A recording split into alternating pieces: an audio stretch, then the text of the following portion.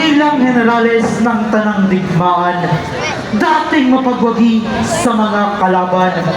Iyong ulinigin aking tuturan, sa inyo ay tiwala, yaring kalooban. Kayo ang lumakad tunguhin ang Pransya. Sa huling Don Diego, humarap pagtaka.